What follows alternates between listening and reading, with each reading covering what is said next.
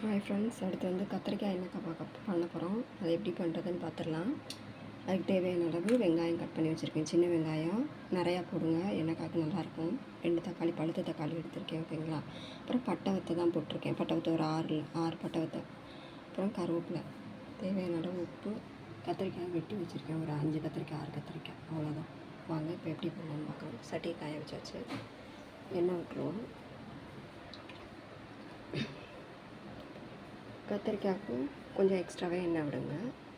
அப்போனா எண்ணெய் விட்டோம்னா கொஞ்சம் டேஸ்ட்டாக இருக்கும். பாருங்கள் எவ்வளோ விட்டுருக்கேன்னு. அதுக்கப்புறம் கடுகு போட்டுருவோம்.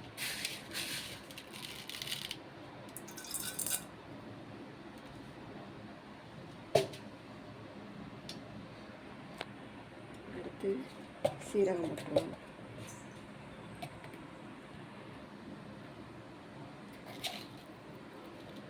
சீரகம் வந்து ஆப்ஷனல் தான், வேணும்னா போட்டுக்கோங்க.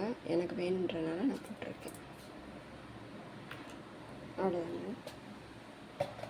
அப்புறம் நம்ம கட் பண்ணி வச்சுருக்க வெங்காயம், பட்டை வத்தை, தக்காளி, கருவேப்பிலை எல்லாத்தையும் போட்டுருவோம், ஓகேங்களா. கடுகு பொரிஞ்சிருச்சு. இந்த ஸ்டேஜில் நம்ம போட்டுருவோம். டைம் ஆகினால நான் எல்லாத்தையும் ஒன்றா போட்டுட்டேன், ஒன்றா போடாமல்.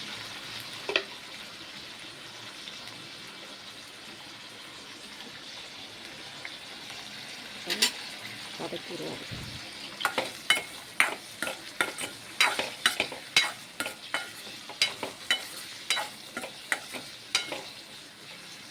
நான் அன்றைக்கி போட்டது வந்து கத்திரிக்காயும் வெண்டைக்காயும் எல்லாம் போட்டேன். எனக்கு கத்திரிக்காய் மட்டும்.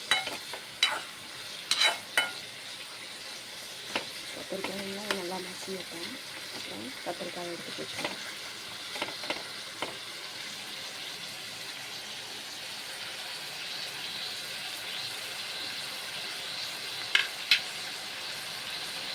கத்திரிக்காய் வேகிறதுக்காக லைட்டாக உப்பு போட்டுக்கணும்.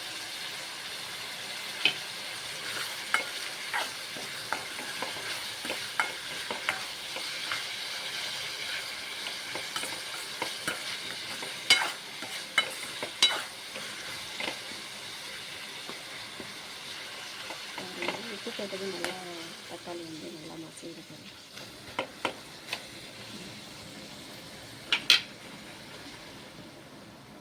இந்த ஸ்டேஜில் நம்ம கத்திரிக்காய் எடுத்து போட்டுருவோம்.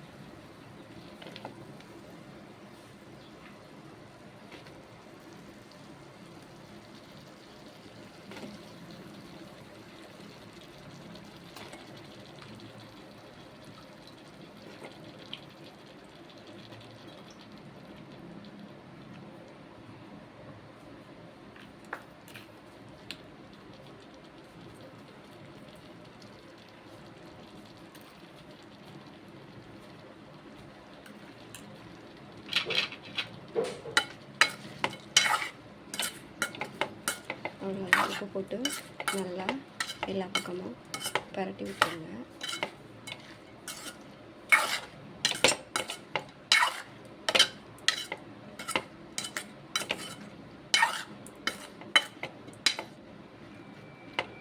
நல்லா பரட்டி விட்டாச்சு. அவ்வளோதாங்க. இதை மூடி போட்டு வேக வச்சுருவோம்.